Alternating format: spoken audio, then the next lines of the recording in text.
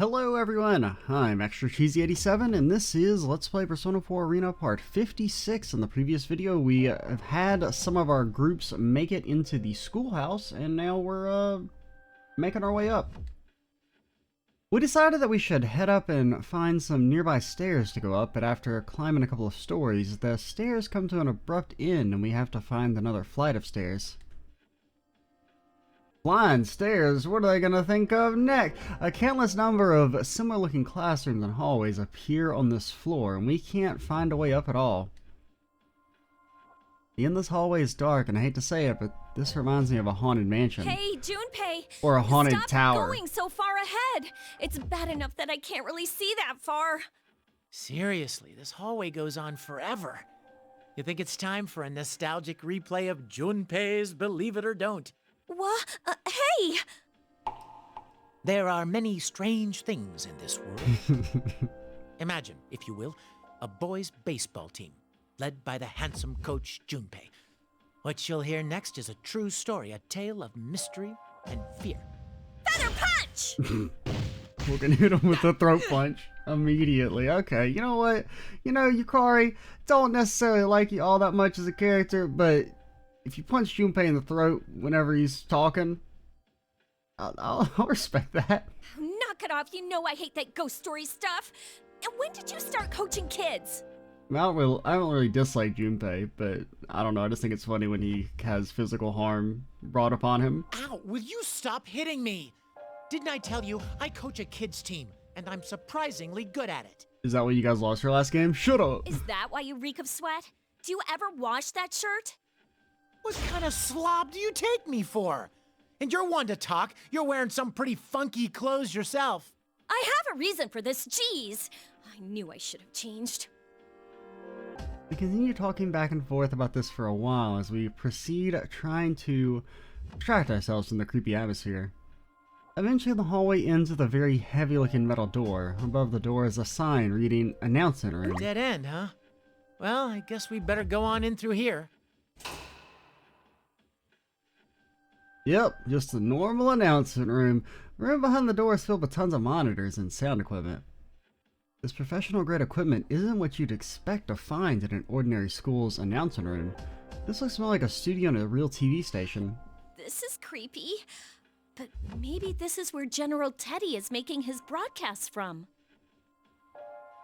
The monitors suddenly flash to life and illuminate the room. What's going on? The screen in front of us is showing us a location that we both recognize. The Moonlight Bridge! The gigantic suspension bridge connecting... You know I can't fucking say that. Wada Tadai and the man-made Port Island. The camera zooms in on the bridge's main tower. Another cross identical to the one Fuka had been bound to is on the screen. A figure in white is held on it, their head drooping low. Yucatan! Is that... I guess we have to save her! But how? Are we gonna head all the way back to Iwatodai? Iwatodai. Yeah, that's exactly what I said. There's no reason to worry about things like that. After all, this place is your final destination. I mean, that sounds like the real Akihiko if you ask me. While our eyes are glued to Igus on the monitor, a familiar voice suddenly speaks out from behind us. We turn to see a person standing there with a red cape. Akihiko Senpai. No, that can't be right. Even I've started catching on to this. He shakes his fist as if to taunt us and wears an irritating smirk on his face. This is most likely another fake. You saying the real Akihiko wouldn't run around naked with only a cape on? Doesn't it bring back memories? You fought those artificial persona users on that bridge. It was a conflict of burning passion. There was one simple rule. Power decides all. Now, try and fulfill my innermost desire. Bring on the ring! As he shouts out, the red pillars appear again. We're up against a fake version of Akihiko Senpai this time, huh? Well, this is gonna be awkward. Hey, Yucatan. I know this is a fake Akihiko-san, but isn't that the kind of thing he's normally ranting about? I mean, he said it, not me. Maybe. But this isn't the time to talk about stuff like that. We can't lose no matter who we're up against. Oh, are you on fire, Yucatan? All right, I'm getting pumped too. Let's go for a grand slam. We get it, you play baseball. I don't know. I think it's been longer since we used Junpei. I will say it's been about 6 days since I last played this. So, you know. But I do want to try and push through and beat this game in the next couple days, so we might, you know, actually put some time in. Finally. Since we're kind of, well, the end is maybe in sight. What the hell is that?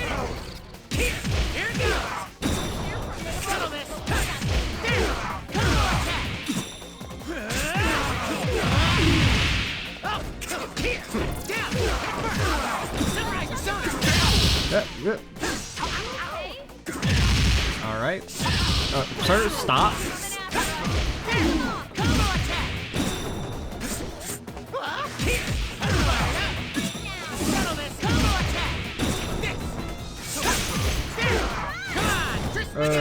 Stop doing that. Thank you. That was a good match. I'm glad I could help. Yeah, I'm gonna be honest, I got no fucking clue what your meter down there means. I see you got like some bases and whatnot. Yeah, that's too much for me. We're only gonna use Junpei like maybe 2 more times. Ever. Whew, that was a really good copy of Akihiko-san, huh? What a fight! Junpei looks relieved as he watches the fake Akihiko Senpai melt, but something's bothering me. Why did the fake mention that we fought people using artificial personas in that bridge? Is it just coincidence? Crap, this isn't the time to be thinking about things like this. We have to save Aigus. Wait a second. Hey, Junpei, is that really the Moonlight Bridge in Iwatodai? It's not like there's any other Moonlight Bridge, is there? But remember how we found Club Escapade in this school earlier? That might mean... I look across the now empty announcement room and spot a white door behind the equipment. I look from it to the monitor and it seems that the door here resembles the one at the bottom of the tower near Aigus's cross. Junpei, open that door! Huh? This, gotcha. Do you like how Junpei's become the professional door opener? Bingo, it's just as I thought. Somehow this school is connected to the Moonlight Bridge. The wind is blowing normally and I see the lights of the city in the distance, making it seem like we really are outside. But considering how absurd this entire situation is with this Tartarus wannabe, this is probably another crazy place created by the enemy. That aside, we're supposed to be in Inaba, but we keep running into places that have connections to ourselves. Even if they're all artificial constructions, there must be some reason why such a complicated trick is being pulled on us because it looks cool. I'll save you, Aigus. Yucatan, do me a favor and catch her. Got it. Persona!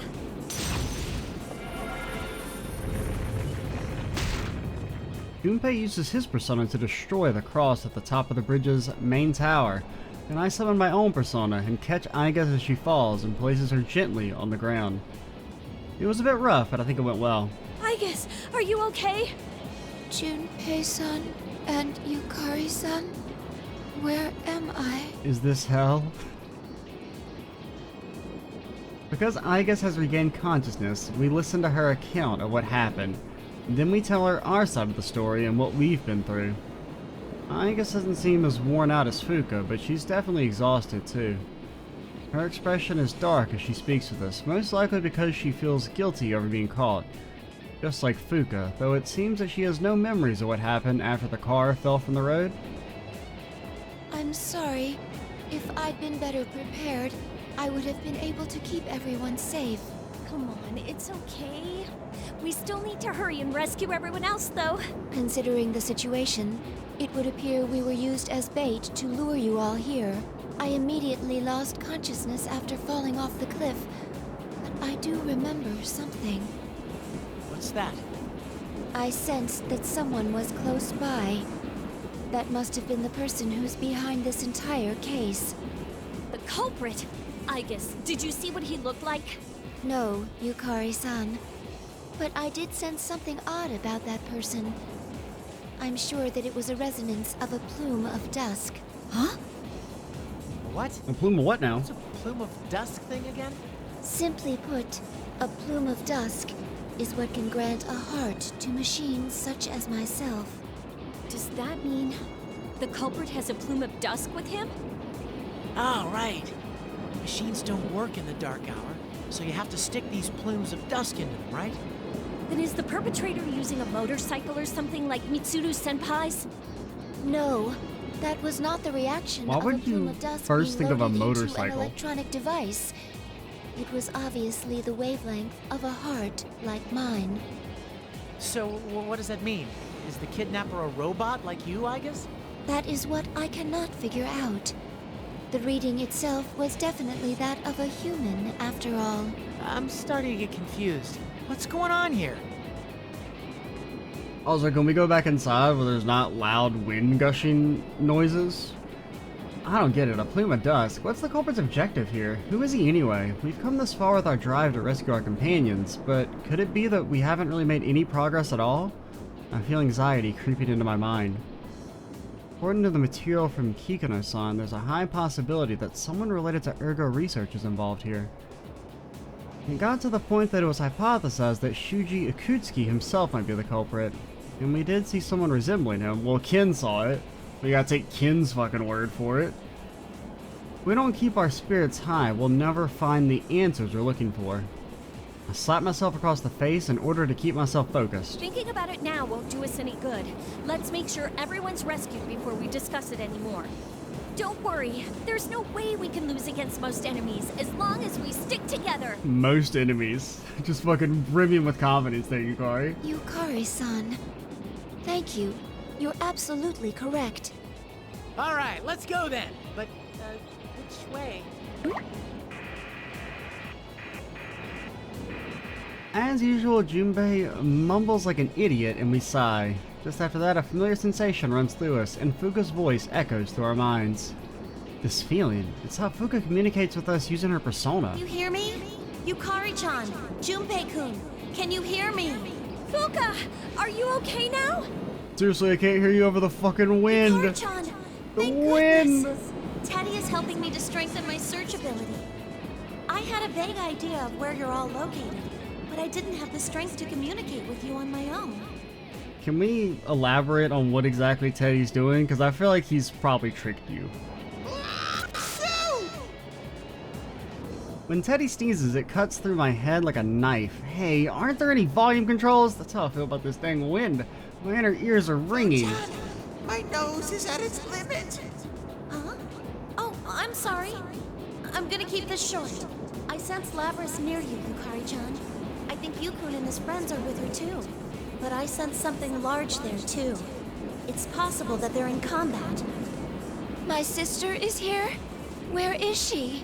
Directly ahead of where you are. You should be able to reach them in no time.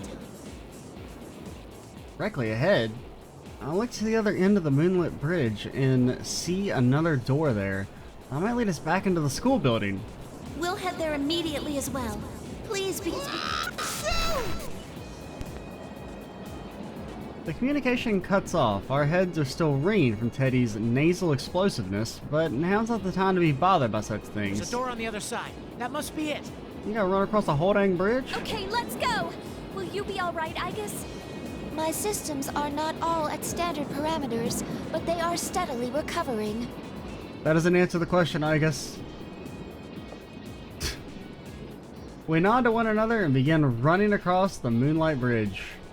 Because the handrails and bridge girders are twisted oddly, the roadway is wavy as well, making it hard to make progress on.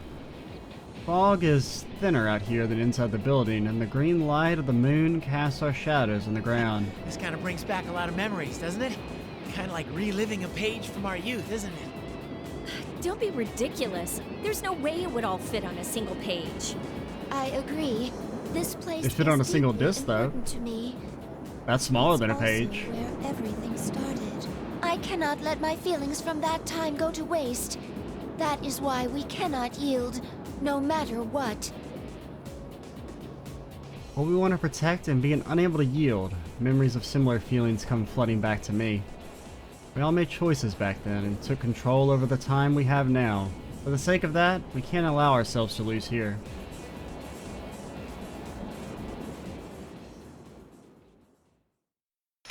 And then they were never seen again. The end. I do like that art though. Poor Junpei doesn't get to look cool though. Because we have what all do we have? We have Akihiko. All right.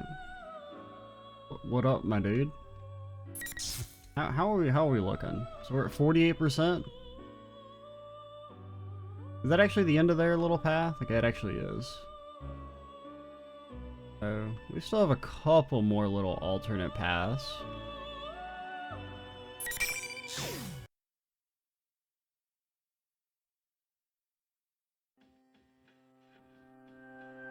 Now that I've recovered from whatever that cross is doing to me, I have enough strength to walk on my own. Still, it seems that whatever wounds I suffered are greater than I thought. After we leave the music room, we climb up a flight of stairs and step into a covered passageway. I don't know what the signs in this place mean, or even if they hold any meaning anymore now that the city has become distorted, but it would seem that something called the classroom building is up ahead. Wow, real frickin' descriptive. We proceed down a long hallway that appears to go on endlessly. I can't tell whether the haze I see is because of the strange fog or my own fuzzy consciousness. I'll be sure to return the favor with my fists. The only weapon I need are these fists of mine.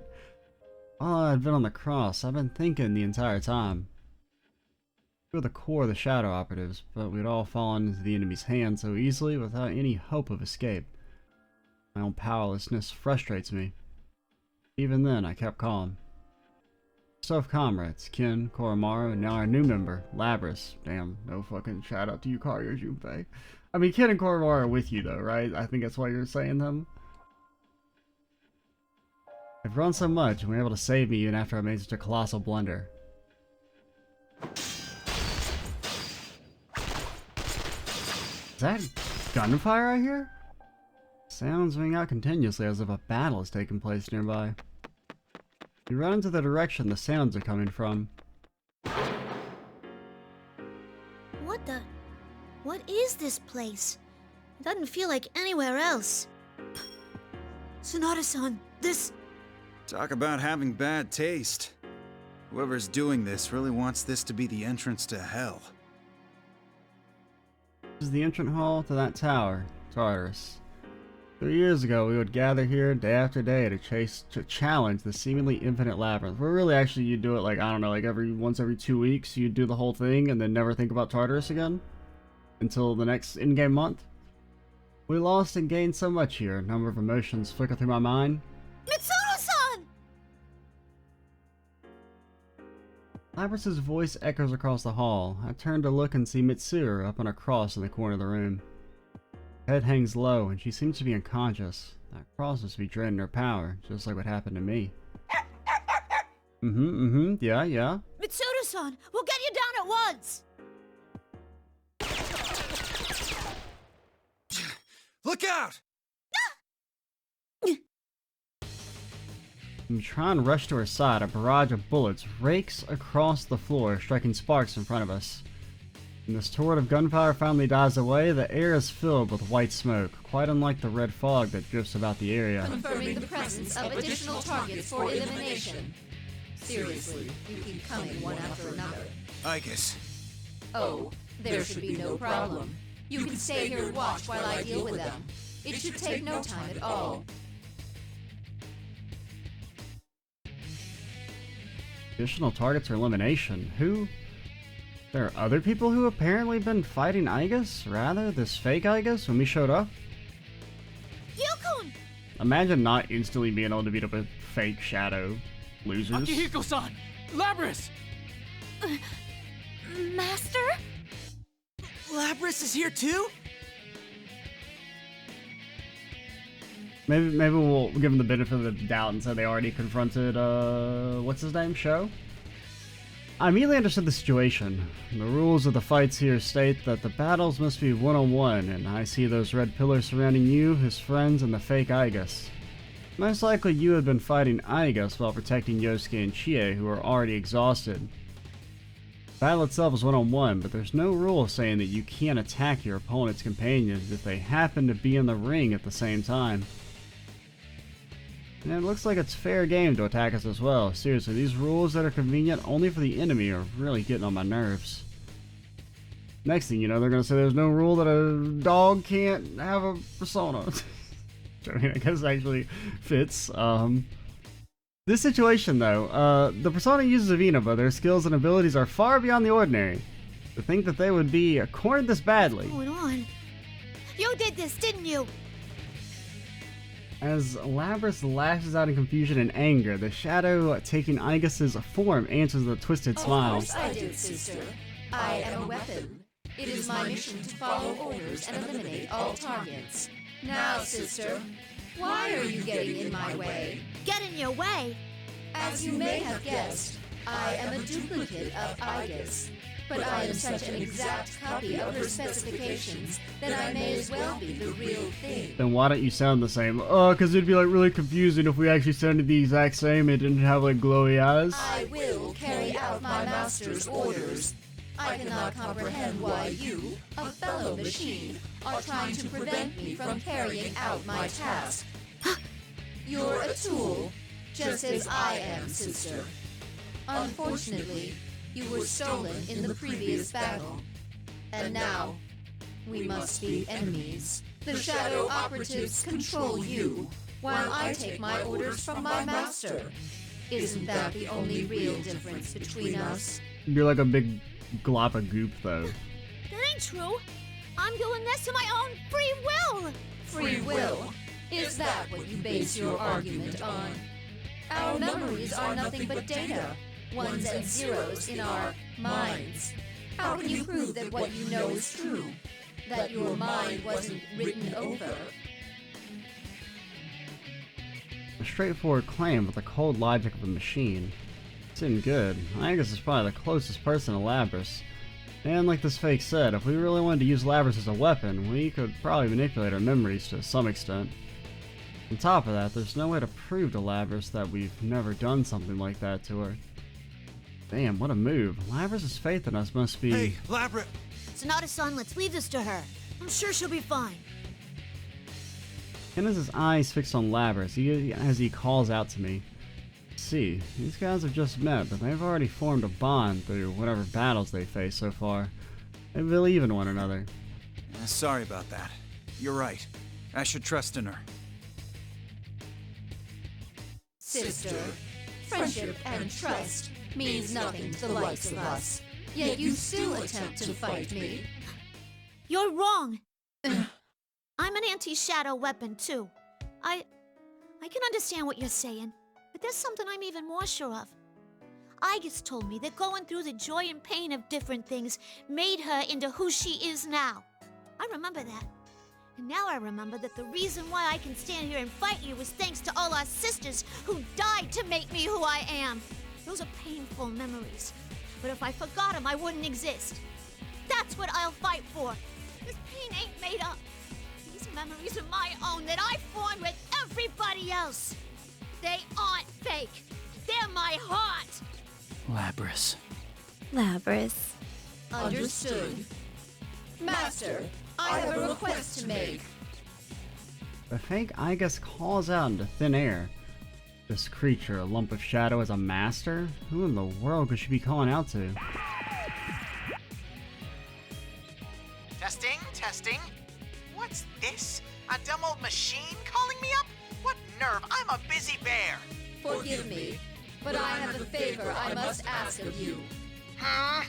Please lift the barriers on this battlefield and allow these people to come inside. Huh? You want to let us in? I won't. To fight them. I wish to crush all their bonds before my sister's very eyes. What? Oh, for Pete's... When you make a copy of a real person, the copy gets all the quirks of their personality too. Ah! Well, rather than getting persona fragments from those dried up old husks, you might get fresher ones from those guys. Persona fragments? Oh, did I say too much? Anyway, let's have a ring change! Alrighty.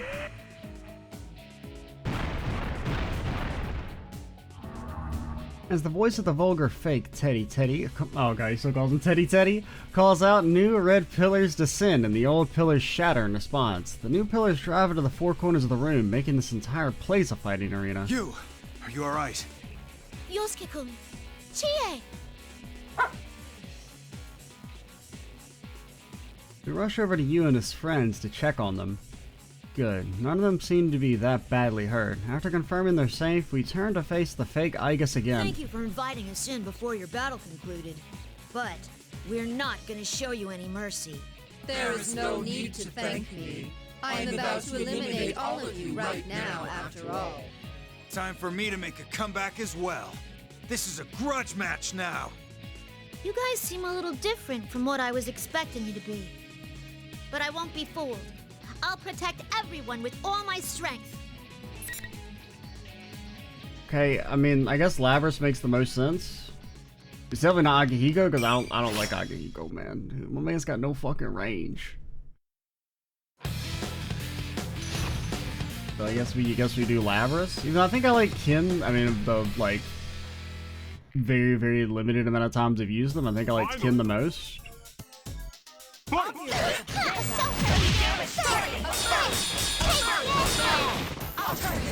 You can't just block everything, man.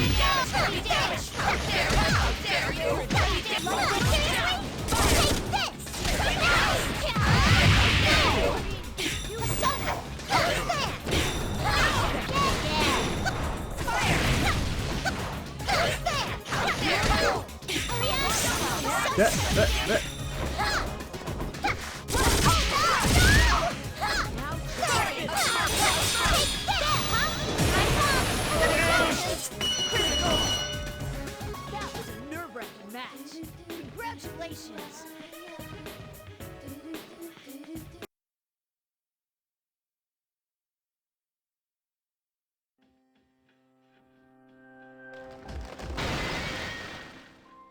The fake Igus falls to its knees and its body turns black as it becomes a shapeless mass. I see a hint of pain in Labras's eyes as she watches. Looks like we won. You don't need to look at me like that. Either way, we only have a limited lifespan. Oh, could we like scoop you up and put you in a lava lamp? What do you mean? Is that an option? We were created for the sole purpose of fighting you. Once that duty has been carried out, all we have left to do is expire. Or get turned into a cool lava lamp. Fighting is your duty. I will not bid you good luck. I wish for my master to emerge victorious, if possible.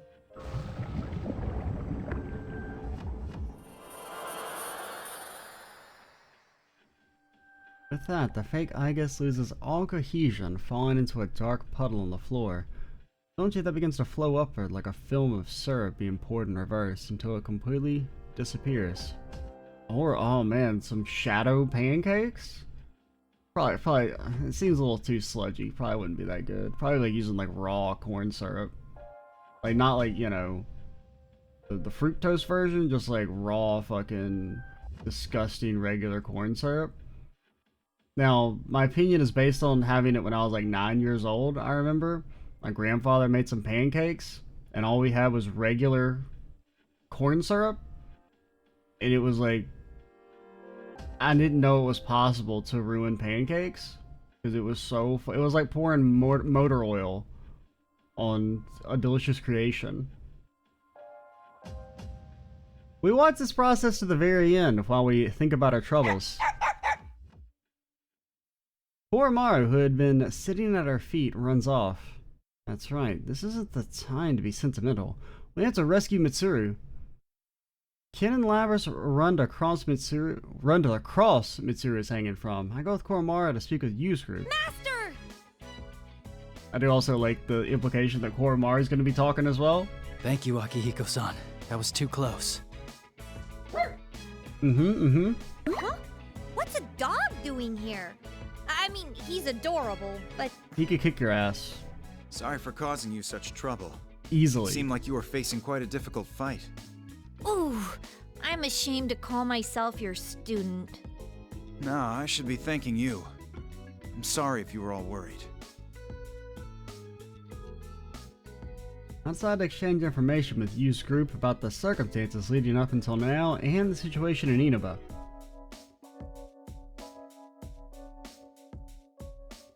It's surprising to learn that Ken and Koromaru are not only Persona users, but shadow operatives. Our conversation turns to the reason why Yu and his friends were having such a hard fight. Contrary to my suspicions, it seems the three of them made it to this room almost unscathed. Then why did the fake Igus give them such trouble? There's another person probably... It's true that shadows taking our appearances can summon personas, and there's no mistake that they make extremely powerful opponents. But are they so strong that they could hurt these three skilled fighters that badly? Nah, that's not it. When we got to this weird room, we found Mitsuru-san up on a cross. Well, yeah. So Chie and I rushed over to get her down, but there was somebody there. It wasn't the fake Igus? No, I don't think so. I didn't see a face, but the voice sounded like a guy. You didn't see his face? How far away could he have been? Well, he was kind of standing in the shadows. And the moment I saw his red eyes, my whole body froze up like I was petrified or something. That's right. And when I went in to save them, I was attacked by a persona I've never seen before. Red eyes. And a persona? Doesn't make sense. Previously the enemy said himself that he didn't have a persona. Could this mean that there's someone else helping him? Someone with a persona and powerful enough to overwhelm even you? Mitsuru is here, perhaps she knows something. I moved to where Ken and Labras are attempting to get Mitsuru down off the cross, but they appear to be having some trouble. This thing's not coming apart. What gives? It was easy enough to get Akihiko-san off of his. I'm not having any luck either. Damn it, why? Mitsuru-san, please wake up! The two desperately call to Mitsuru while trying to undo the restraints, binding her arms and legs. At that moment, Koromaru stares fixedly at the door and gives a low growl as if to warn us. What's wrong, Koromaru? Is someone there? Someone's coming this way. Footsteps approach at a leisurely pace down the hallway. As they grow louder, the tension here in the entrance hall increases. Eventually, the footsteps stop, and a shadow reaches from the doorway, all the way to the center of the room. It wavers in the illumination of the fog. It can't be. You're... So I wasn't seeing things. Shuji Akutsuki. An unforgettable betrayal and unfathomable insanity. Seeing him here again, the spitting image of when I last saw him brings back what he said. The death of everything, but also the beginning. 3 years ago, we made extreme sacrifices to put an end to his plans. This mean he has come crawling out of hell to torment us once again?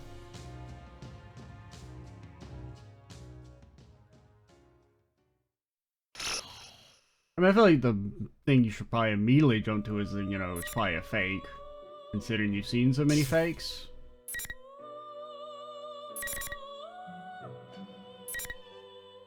Got whole dang squads here. Alright, oh yeah, we still got time. We can definitely jump into this one.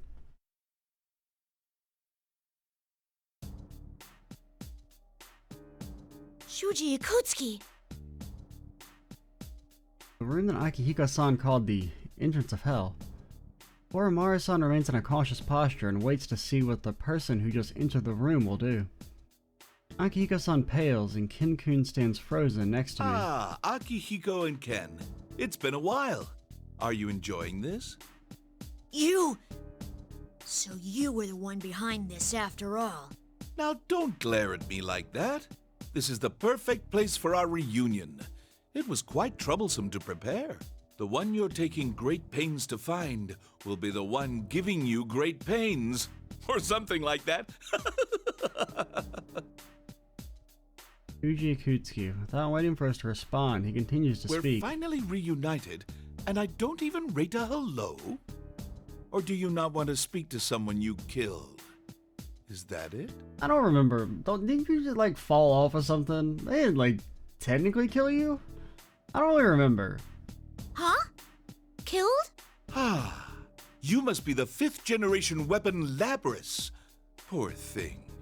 Didn't they tell you? That's right. They killed me. Of course, since I'm standing right here, I guess They almost killed me would be more precise. That's ridiculous! You're the one who lied to us and tried to kill us! Calm down, Ken. He destroyed himself. He can't possibly still be alive. Who are you really? Oh, how cruel.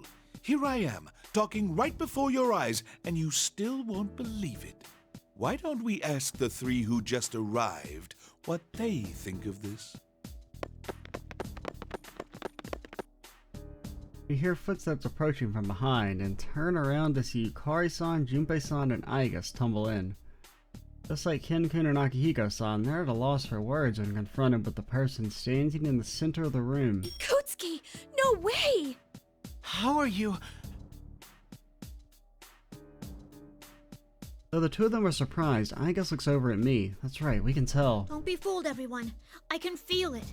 What's standing there is... Indeed, that is not Ikutsuki-san. He's a fake, created by a shadow. Just a foolish trick.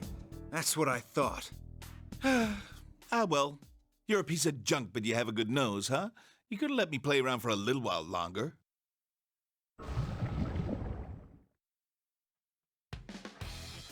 With a sudden change in mannerisms and a few muttered words, the thing taken on Shuji Ikutsuki's appearance crumbles. Behind the melting figure stands another person who has not been there a moment ago. He appears to be a young man around the same age as Yukun and his friends. What appears to be a Yasogami High uniform is tied around his waist. What could this mean? Is he another student at the school?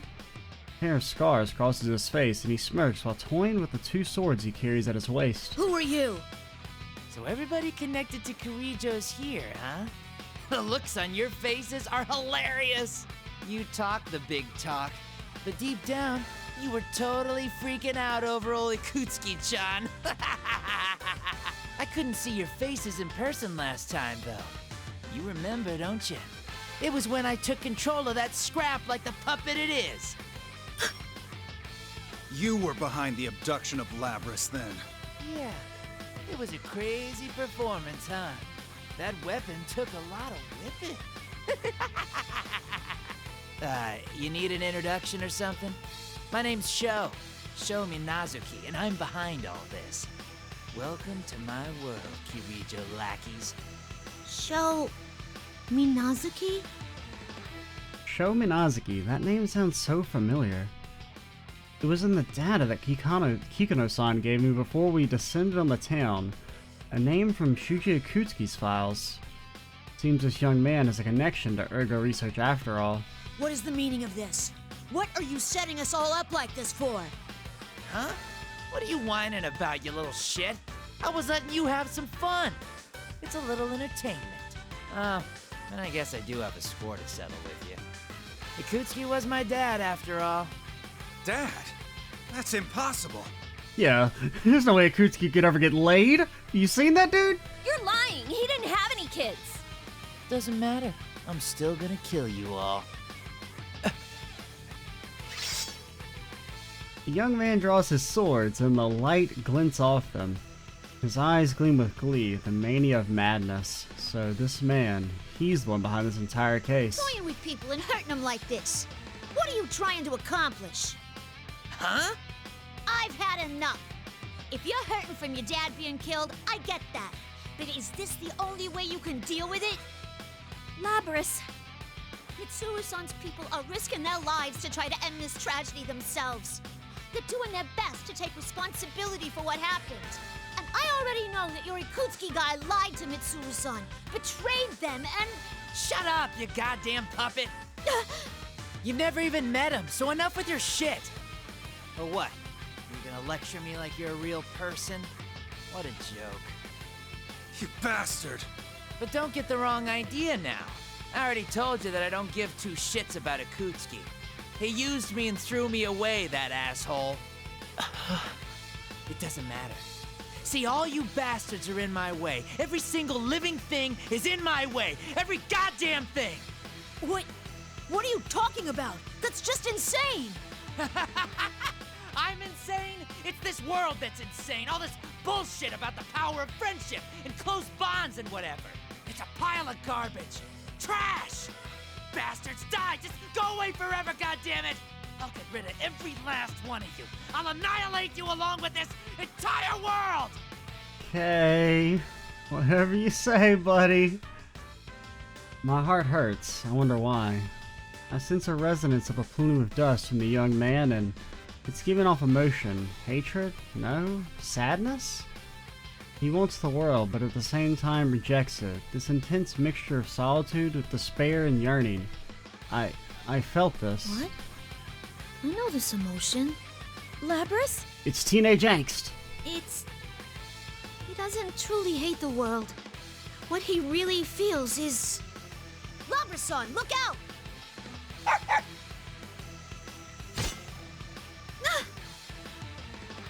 Oromaru-san tackles me and I fall sideways. A giant knife is vibrating on the floor, right where I'd been standing only seconds ago. Don't say another word, you failure. Ugh, what a drag. I'm tired of this. Well, I've already got enough Persona fragments anyway. Persona fragments? Wait, do you mean... Persona fragments? Those are the same words General Teddy used earlier. The young man calling himself the mastermind behind all this, the fakes whose sole purpose was to fight us, the flakes of light emerging from the defeated shadows. All of those now make sense to me. Most likely the rest of us are feeling the same. Sho was gathering Persona fragments and making us fight our doubles. The moment we all reach that conclusion, Sho pulls out a small box and holds it before us. So it's time to get the real show started. Here's a question for you. What do you think this is?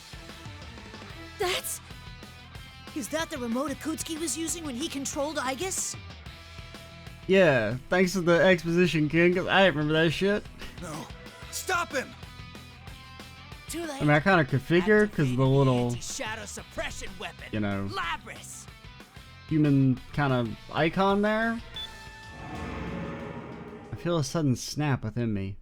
Suddenly I lose control over my entire body. At the same time, my consciousness begins to fade as if I'm being painted over by something else.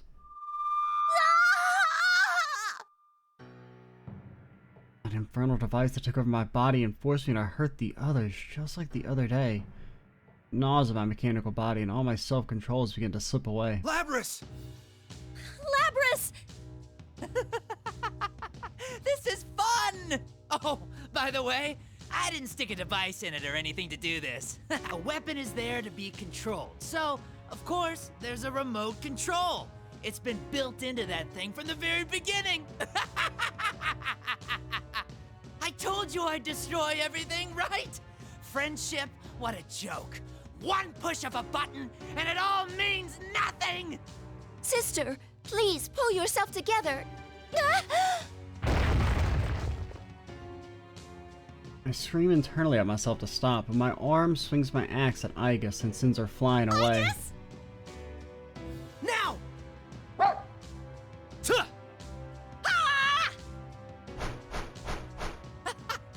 You just won't die, will ya?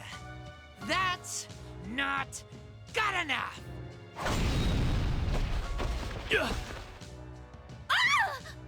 Damn it! Oh no, not sad Koromaru. Oromaru-san leaps at Sho and tries to snatch the box away from him. Yukun and his friends follow, but Sho deals with them all in a single strike. This boy is strong, but why? Not one of you's coming to help, huh? You couldn't anyway. My remote controller's more of a remote control her.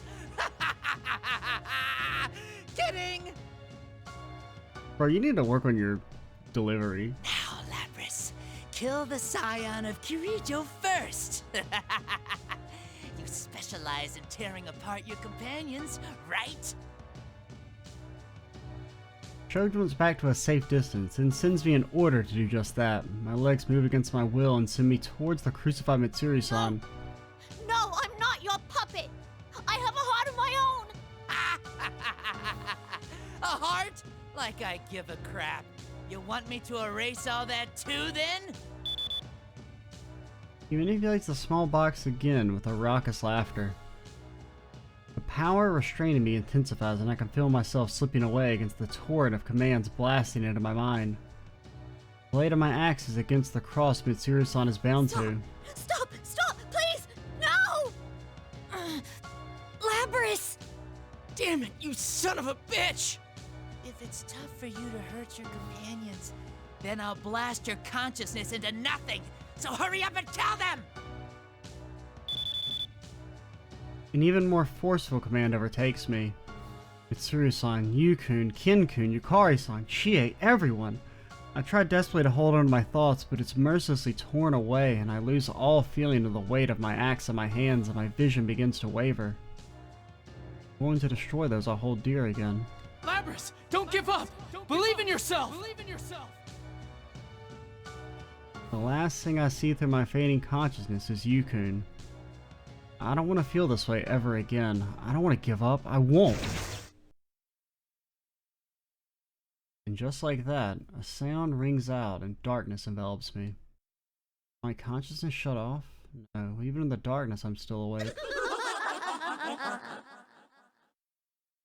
Whose voice is that? I hear a familiar laugh in the distance. I can't see who it is, but I know that voice. Buns? A heart? What a lame ass! Just like always. Oh no, it's frickin' Shadow Labrys to be filler again. You're the other me. That's right. I am you. I mean, it's not really filler in this case. As long as you don't fight. Keep a lid on. I become terribly confused in the darkness. The shadow, the existence that should have melted away and become a part of me when I accepted it. She stands before me, looking exactly the same as she did before. I don't think you really understand. Well, I'm in a good mood, so I'll make an exception and tell you. Your body is special. You have 2 memory banks. One for yourself, another, a black box that would allow you to absorb the memories of the other Labrys units when you killed them and took their name. It was such a surprise. Thanks to that, even after I became one with you, my personality was preserved in it. Oh, this is amazing. It's pounding with the resonations of the plume of dust. She gazes upwards with an ecstatic expression, then looks to me and seductively licks her lips. I've been waiting What? all this time for your will to weaken.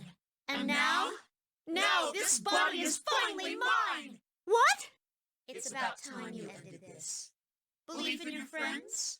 Look where that got you. Am I right? Don't you hate him? Don't you want to destroy him? Enough of this bullshit about bonds and camaraderie. All you have to do is destroy everything. Put that gigantic axe on your back to use.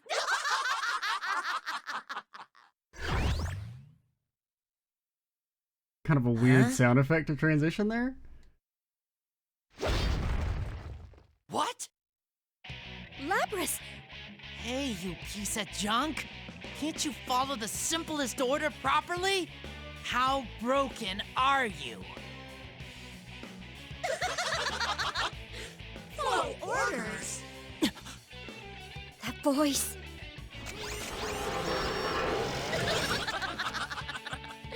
Kiss my skinny little ass, you punk kid. As if I'd listen to whatever crap you order me to do. I mean, it's different. I kind of like it. I don't know. Labrys? I can destroy whatever I want. That includes whiny brats like you who try to get in my way and order me around. You piece of junk! You call me a brat, but you're no different!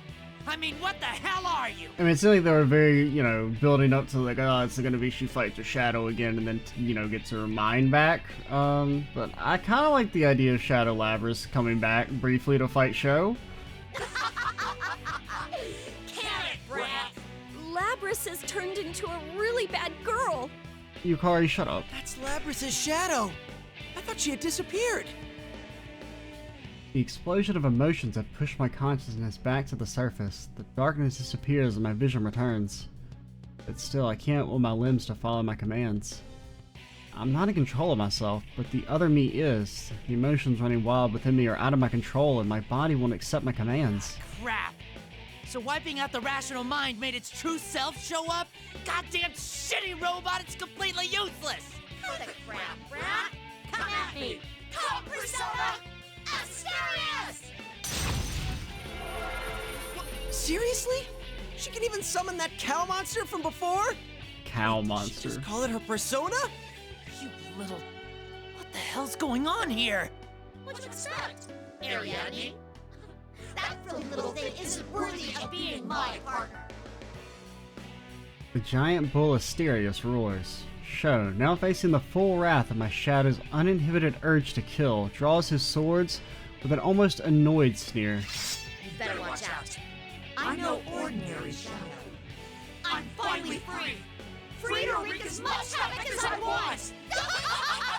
I mean, like, okay, so if we've established Sho is as strong as, you know, like everyone else at once, shouldn't he just easily beat Shadow Labrys's ass? Like, you can't have it both ways, right? You can't have the character be, oh, he's so ungodly strong, but then also be like, ah, this thing that got beat up easily 1v1 earlier by some of the characters is... How about this? Still out!